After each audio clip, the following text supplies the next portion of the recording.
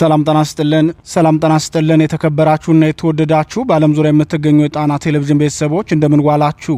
አክብሮታዊ ሰላምታችን በያላችሁበት ሁሉ ይድረሳችሁ እያልን የሐምሌ 28 ቀን 2018 ዓ.ም የጣና ቴሌቪዥን የምሽቱን ዜናዎች እርሶቹን አስቀድመን እናስደምጣችኋለን።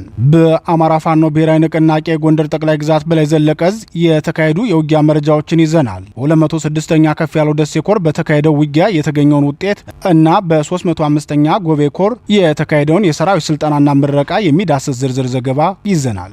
በቀድሞ የጦር አመራር አባልና በአሁኑ ወቅት የብልጽግናው አምባሳደር ኃላፊነት ላይ የሚገኙት ጄኔራል ባጫ ደበሌ የሰጡትን ቃለ ምልልስ በተለይም ፋኖን በተመለከተ የተናገሩትን አስተያየቶችና በዚህ ዙሪያ የሚነሱ ሐሳቦችን የሚያቀርብ ዘገባም ይኖረናል። በሌላ በኩል በአማራ ክልል የህዝብ ሀብት አጠቃቀም በክልሉ አመራሮች ላይ ስለሚሰነዘሩ የሙስናና የዝርፊያ ክሶች እንዲሁም በዚህ ዙሪያ ከተለያዩ ምንጮች የሰበሰቡ መረጃዎችን የሚዳስስ የምርመራ ዘገባ ይዘናል። በሰሜን ወሎ ዞን ቆቦ ከተማ ውስጥ የውጊያ ምሽጎች እየተቆፈሩ ስለመሆናቸው የሚገልጸው መረጃ የነዋሪዎችን አስተያየት፣ የተጠቀሱትን ቦታዎችና በዚህ ዙሪያ የሚነሱ ጥያቄዎችን የሚያቀርብ ዝርዝር ዘገባም እናስደምጣችኋለን። እነዚህንና ሌሎች ዜናዎችን አካተናል። እስከ ዜናችን ፍጻሜ ድረስ አብራችሁን እንድትቆዩ እየጋበዝን ወደ ዝርዝር ዜናዎቹ እናልፋለን።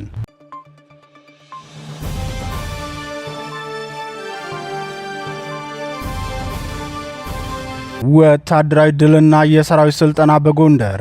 የአማራ ፋኖ ብሔራዊ ንቅናቄ ጎንደር ጠቅላይ ግዛት በላይ ዘለቀ ዕዝ 206ኛ ከፍ ያለው ደሴ ኮር በብልጽግናው ሰራዊት ላይ ከባድ ኪሳራ ያደረሰበትን ብርቱ ምት አሳርፎበታል። የዕዙ 305ኛ ጎብ የመልኬ ኮር በበኩሉ ከፍተኛ ቁጥር ያለው ሰራዊት አሰልጥኖ ማስመረቁ ታውቋል።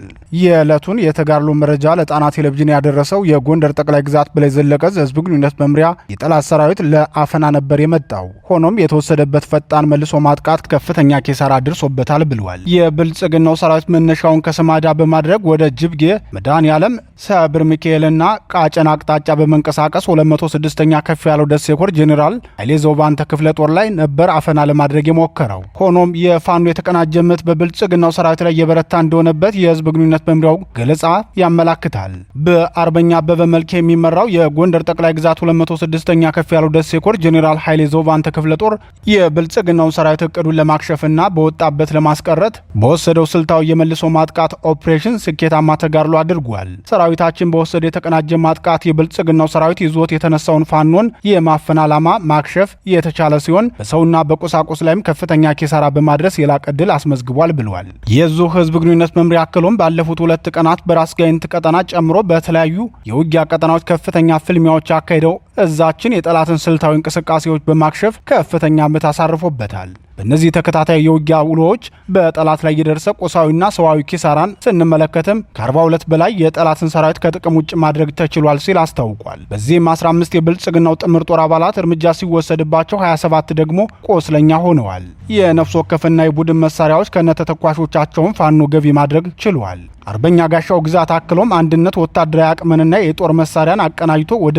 አንድ ወሳኝ የድል ግብ የመቀየር ትልቁ ወታደራዊ ጥበብ መሆኑን የተረዳው ሰራዊታችን በድል አድራጊነቱ እየቀጠለ ይገኛል በማለት የፋኖን አሁናዊ ወታደራዊ ስነ ልቦናና የዓላማ ጽናት በዝርዝር አስታውቋል።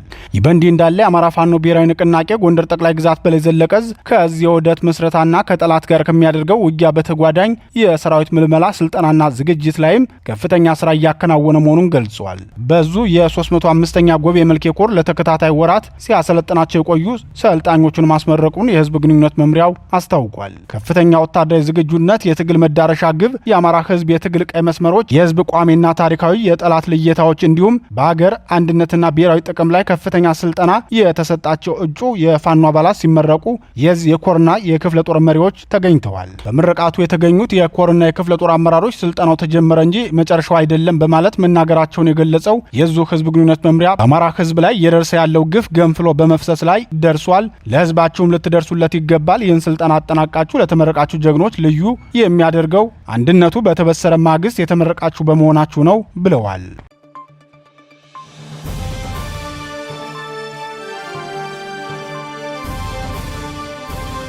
ጄኔራል ባጫ በሌላ ቅሌት ተመልሰዋል። የቀድሞ አብዮታዊ ሰራዊት አባሉና በኋላም የህዝባዊ ግንባር ኤርትራ ወይም ሻዕቢያ የኪነት ቡድን አባል ሆነው ግንቦት 20 ቀን 1983 ዓ.ም አዲስ አበባ የገቡት ጄኔራል ባጫ ደበሌ ዛሬም እንደተለመደው አነጋጋሪ ቃለ ምልልስ አድርገዋል። በኬንያ የብልጽግናው መንግስት አምባሳደር የሆኑት ጄኔራል ባጫ ፋኖን በተመለከተ በሰጡት አስተያየት የብልጽግናውን ስርዓት ገመና ያሳየ ሆኗል። ህወሓት ጥቅምት 24 ቀን 2018 ዓ.ም ጦርነት በከፈተበት ወቅት ጡረታ ከወጡበት ቤታቸው ተጎተው ወደ መከላከያ የተመለሱት ጄኔራሉ የሚታወቁበትን ወታደራዊ ፕሮፓጋንዳ ከፊት ሆነው በመምራት ለብልጽግናው ጦር ጥሩ ጉልበት ሆነው እንደነበር አይዘነጋም። በኋላ ግን ብልጽግናው በሴራ ትግራይ ክልል ለቆ ሲወጣ ለህወሓት አሳልፎ የሰጣቸውን የሰራዊት አባላቱን ህወሓት አሰልፎ በከተማ መሃል ሲነዳቸው ጄኔራል ባጫ በሚዲያ ቀርበው እነዚህ የኛ ወታደሮች አይደሉም፣ የታላቁ ሩጫ ተወዳዳሪዎችን በፎቶሾፕ ሰርተዋቸው ነው ብለው የሰጡት አስተያየት ለከፍተኛ ትችት እንደዳረጋቸው አይዘነጋም። ከዚያ የጄኔራል ባጫ ደበሌ መግለጫ በኋላ ህወሓት ከብልጽግና የማረካቸውን የሰራዊቱን አባላት መሬት ላይ አስቀምጦ አባቶቻችን ተማርከዋል፣ እኛም ተማርከናል እያስባሉ ሲዘባበትባቸው እንደነበር ይታወሳል። ይህን ተከትሎ ነበር በሰራዊቱ ዘንድ ጄኔራል ባጫ የሚጠሉ ሰው ያደረጋቸው። ሰሞኑን ደግሞ ለቢቢሲ በሰጡ ቃለ ምልልሳቸው ፋኖና ሸኔ ለውጥ ለማምጣት አቅም የላቸውም፣ ቤተ መንግስቱ ቢከፈትላቸው እንኳን ደፍረው አይገቡም፣ ከመጨራረስ ውጭ ምንም አይነት ትርጉም ያለው ፖለቲካዊ ለውጥ ሊያመጡ አይችሉም፣ በአማራና ኦሮሚያ ክልል የትጥቅ ትግል የሚያካሂዱ ታጣቂዎችን በተመለከተ በሰጡት አስተያየት 4 ኪሎ ክፍት ሆኖ ኑ ግቡ ቢባሉ እንኳን ፋኖም ሆነ ሸኔ አይመጡም፣ ለነዚህ የታጠቁ ኃይሎች ገንዘብ ከፈለጉ ከመንግስት ይውሰዱና ህዝቡን ይተውት በማለት ተናግረዋል። አምባሳደር ባጫ ንግግራቸውን ሲያጠናክሩም በፋኖ መሪዎች ላይ የተዘባበቱብን የውጊያ መሪነት ብቃት ማነስ ጠቅሰዋል። ሆኖም እሳቸው የጦር መሪ ሆነው በመሩት እያንዳንዱ የውጊያ ሜዳ አንድ ምሽግ እንኳን ሰብረውም ሆነ አሰብረው የማያውቁ ደካማ የጦር መሪ መሆናቸውን የሚያስታውሱ ወታደራዊ ተንታኞች ፋኖ የስትራቴጂካል መሪነት ችግርና በተወሰኑ መሪዎች ላይም ለዓላማ አለመታመን ቢታይባቸውም የአማራ ፋኖ ግን የብልጽግናን ስርዓት ለማሸነፍ የሚያስችል አስተማማኝ አቅም ያለው ሰራዊት ነው ብለዋል። አስተያየት ሰጪዎች አክለውም ብልጽግና እንኳንስ እንደ ፋኖ ያለ ጠንካራ ተዋጊ ኃይል ያለው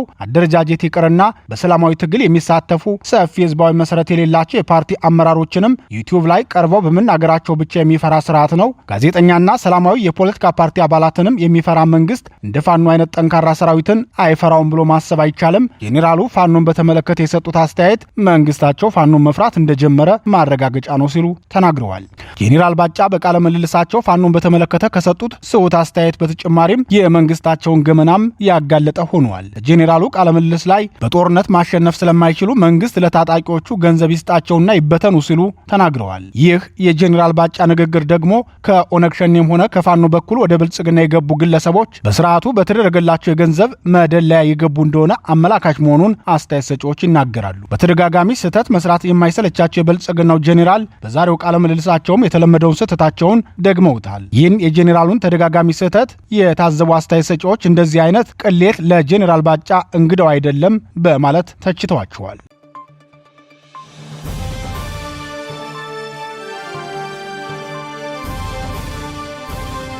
የገስት ሃውሱ ቁማርና የፕሬዝዳንቱ ቅሌት የኦህዴድ ብልጽግናው ስርዓት በአማራ ህዝብ ላይ የከፈተ የዘር ማጥፋት ጦርነት ለአማራ ክልል መሪዎችና በየደረጃው ላሉ ካድሬዎች ትልቅ የዝርፊያ በር እንደከፈተላቸው በተከታታይ መዘገባችን ይታወሳል። የባዲን መሪዎች በክልሉ የሚፈጽሙት የዝርፊያ መጠን ከፍተኛ ከመሆኑ የተነሳ ሌላ ክልል እየገነቡ እንጂ የክልሉን ገንዘብ ወደ ግል አካውንታቸው እያስገቡ አይመስሉም ሲሉ ምንጮቻችን ይናገራሉ። በትናንትናው ዜናችን የክልሉ መቀመጫ በሆነችው ባህር ዳር የሚፈጸመውን ዝርፊያ፣ ስርዓት መር የንጹሐን ግድያና በሐሰተኛ የትምህርት ማስረጃ ሹመት ላይ የሚገኙ ካድሬዎችን ገመና በማጋለጥ ለዛሬው በክልሉ ርዕሰ መስተዳድር ትእዛዝ ሰጭነት የባከነውን ከፍተኛ የገንዘብ ምዝበራ በተመለከተ መረጃ ለማጋራት ቃል በመግባት ነበር የተሰናበት ነው። ጣና ቴሌቪዥን በጳጉሜ 4 ቀን 2017 ዓ.ም ዜናችን ሙስናን ስናስታውስ ብዙ ማለት ይቻላል የክልሉ ርዕሰ መስተዳድር ሳር ቤት አካባቢ በ100 ሚሊዮኖች ብር ወጪ ተደርጎ ማረፊያ ቤት እያስገነቡ ነው የሚል መረጃ ማጋራታችን ይታወሳል። ሰሞኑን በተከታታይ በባህር ዳር ከተማ የተደራጀ አደገኛ ቡድን ግለሰቦችን እያሳደደ መግደሉንና የግድያው ትኩረትም የሟቾችን የትውልድ አካባቢ መሰረት ያደረገ መሆኑን መረጃ ደረሰንና የምርመራ ቡድን በማሰማራት ያጣራነውን መረጃ ማጋራታችን አይዘነጋም። ለምርመራ ዘገባችን መረጃ የሰጡ ታማኝ ምንጮቻችን ከግድያው ወንጀል በተጨማሪም ሌሎች የስርዓቱን መዋቅራዊ ዝርፊያዎችና የቢሮክራሲውን ገመና የሚያጋልጡ መረጃዎችን አደረሱን። በመሆኑም የክልሉ ቁጥር 1 ሰው በአዲስ አበባ በሚኖራቸው ቆይታ የሚያርፉበትን ገስት ሃውስ ለማሳደስ በ100 ሚሊዮኖች የሚቆጠር ብር ወጪ እንዲደረግ ለክልሉ ገንዘብ ቢሮ ትእዛዝ ትዕዛዝ መስጠታቸውን የሚገልጸው ደብዳቤ ደርሶናል። አዲስ አበባ ሳር ቤት ተብሎ በሚጠራው አካባቢ ታድሶ ለክልሉ ርዕሰ መስተዳድር ገስት ሃውስ ሆኖ እንዲያገለግል የተመረጠው ቤት መጀመሪያ ላይ የተያዘለት በጀት 75 ሚሊዮን ብር ነበር። እድሳቱን የሚያካሂደው የቀድሞው የአማራ መንገድ ስራዎች በአሁኑ ስሙ ህብር ኮንስትራክሽን ሲሆን ስራውን ለማካሄድ ተጨማሪ ገንዘብ በመጠየቁ የክፍያ መጠኑ ወደ 178 ሚሊዮን ብር ከፍ ሊል ችሏል። የእድሳቱ ዋጋ እንዲጨምር ምክንያት የሆነው ደግሞ ኮንትራቱን የወሰደው ህብር ኮንስትራክሽን ለክልሉ ርዕሰ መስተዳድር የቅርብ ዘመድ ለሆኑ ግለሰብ በሰብ ኮንትራክተርነት በመስጠቱ እንደሆነ የጣና ቴሌቪዥን ምንጮች ይናገራሉ። ሌላው የገስት ሃውሱ እድሳት አነጋጋሪ ወጪ ደግሞ ቤቱ ሲታደስ መብራት ቢጠፋ ጄኔሬተር ይገዛ ተብሎ በ15 ሚሊዮን ብር ጄኔሬተር የተገጠመለት መሆኑ ነው። ለምርቃቱ 7 ሚሊዮን ብር ወጪ የተደረገበት መሆኑን የሚናገሩት የጣና ቴሌቪዥን ምንጮች የሁሉ ገንዘብ ወጪ የሚደረገው በክልሉ ርዕሰ መስተዳድር ቀጭን ትዕዛዝ ነው ይላሉ። በአዲስ አበባ ከተማ ከፍተኛ ደረጃ የሚባል ባለ 1 ወይም ባለ 2 ወለል መኖሪያ ቤት ጥቅል ዋጋው ከ120 ሚሊዮን ብር አይበልጥም። የአማራ ክልል ርዕሰ መስተዳድር ማረፊያ ተብሎ የታደሰው መኖሪያ ቤት ግን ለእድሳት፣ ለጄኔሬተር፣ ለምርቃቱ ውስኪ መግዣና ለቤት ዕቃ ማሟያ በድምሩ 243 ሚሊዮን ብር ወጪ ተደርጎበታል። በርዕሰ መስተዳደሩ ቀጥተኛ ትዕዛዝ ሰጭነትና በርዕሰ መስተዳደር ጽሕፈት ቤት ኃላፊው አቶ ዳንኤል ደሳለኝ ፈንቴ ፊርማ ወጪ የተደረገው የገንዘብ ብክነት ይህ ብቻ ለመሆኑን ለጣና ቴሌቪዥን የደረሰው ሰነድ ማስረጃ ያመላክታል። በክልሉ መንግስት ስር የነበረው ጣና ትራንስፖርት አክሲዮን ማህበር ወደ ኦህዴድ ብልጽግና መንግስት ሲዛወር የተከፈለው 100 ሚሊዮን ብር በባህር ዳር ከተማ 4 ሆቴሎች ማለትም ጃካራንዳ፣ ዩኒሰን፣ አቫንቲና ሌክቪው ሆቴሎች የተበተነው የገንዘብ መጠን በቀጣይ ዘገባችን ዝርዝሩን ይዘን የምንመለስ ይሆናል።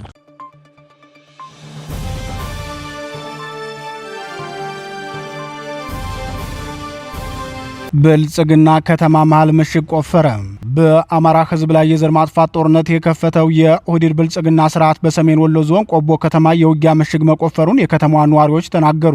የቆቦ ከተማ ነዋሪዎች ለጣና ቴሌቪዥን እንደገለጹት ምሽጉ እየተቆፈረ ያለው በከተማዋ ስትራቴጂካዊ በሆኑ ቦታዎች በተለይም በፖሊስ ጣቢያዎችና በተለያዩ የመንግስት ተቋማት አጥር ዙሪያ ነው ብለዋል። እነዚህ የተቆፈሩ ምሽጎች በአካባቢው ነዋሪዎችና በህዝብ እንዳይታዩ ለመሸፈን ሲባል በሸራና በአሮጌ ቆርቆሮዎች ተጋርደው እንዲቆዩ መደረጉን የሚናገሩት አስተያየት ሰጪዎቹ በቆቦ ከተማ መሃል እየተከናወነ ያለው የማዋጊያ ምሽግ ቁፋሮ የከተማዋ ነዋሪዎችን ለከፍተኛ ስጋት መዳረጉንም ተናግረዋል። ከተማዋንና አካባቢዋን የጦር አውድማ ለማድረግ እየተንቀሳቀሰ ያለው የኦህዴድ ብልጽግና ስርዓት በከተማ መሃል ውጊያ ማድረግ የሚከለክለውን ዓለም አቀፍ ስምምነት ወደ ጎን በማለት ከተማ መሃል ምሽግ በመቆፈር ጸረ ህዝብ ባህሪውን አሳይቷል። ብልጽግናው በቆቦ ከተማ መሃል ምሽግ እየቆፈረ ያለው ከህወሓት ጋር ለሚያካሄደው ጦርነት መሆኑን የሚናገሩት የጣና ቴሌቪዥን ወታደራዊ ምንጮች ህወሓት በአማራ ክልል ሰሜን ወሎ ዞን ራያ አላማጣ ከገባበት ጊዜ ጀምሮ ምሽግ ሲቆፍር ወጣቶችን በግዳጅ አፍሶ ለውትድርና ሲያሰለጥንና ሌሎች በርካታ ግፎችን ሲፈጽም መንግስት በዝምታ ነበር ሲመለከተው የቆየው። ሆኖም ህወሓት ከራያ አላማጣ በመውጣት ወደ ሌሎች የሰሜን ወሎ ከተሞችና ወረዳዎች መንቀሳቀስ ሲጀምር መንግስት ከፍተኛ ቁጥር ያለው ሰራዊት ወደ ቀጠናው አስገብቷል። ከዚህ በተጨማሪም ከተማ መሃል ላይም ውጊያ ምሽጎችን በመቆፈር የጦርነቱን አይቀሬነት አሳይቷል ብለዋል። የኦህዴድ ብልጽግናው ሰራዊት ከ2 ዓመታት በፊት ነበር ህወሓት ትግራይ ክልልን ተሻግሮ ወደ አማራ ክልል እንዲገባ የፈቀደለት። ከዚያን ጊዜ ጀምሮ ህወሓት በተቆጣጠራቸው የአማራ ክልል ግዛቶች የሚፈጽመውን የተቀናጀ ወንጀልና አፈና በቀጠናው የሚንቀሳቀሰው ፋኖም ሆነ የብልጽግናው ሰራዊት ለማስቆም ሙከራ ሲያደርጉ አልታዩም ነበር። ይህን ተከትሎም በአካባቢው ህዝብ ላይ ከፍተኛ ማህበራዊ ኢኮኖሚያዊ ቀውስ ሲፈጽም መቆየቱ አይዘነጋም። ህወሓትና ብልጽግና ወደ አይቀሬው ጦርነት እየገቡ መሆኑን ተከትሎ ውጥረቱ አይሏል። በዚህ ጉዳይ ሪፖርት ያቀረበው አምኒስቲ ኢንተርናሽናል በትግራይ ክልል የጦርነት አይቀሬነት መታየቱን ተከትሎ ነዋሪዎችን እንደ አዲስ ለሰብአዊ መብት ጥሰት አጋልጧል ሲል አስጠንቅቋል። ዓለም አቀፉ የሰብአዊ መብቶች ተቋም ይህንን ያለው በሳምንቱ መጨረሻ የተከሰተውን ግጭት በተመለከተ ትናንት ሰኞ ሐምሌ 7 2018 ዓ.ም ባወጣው መግለጫው ነው።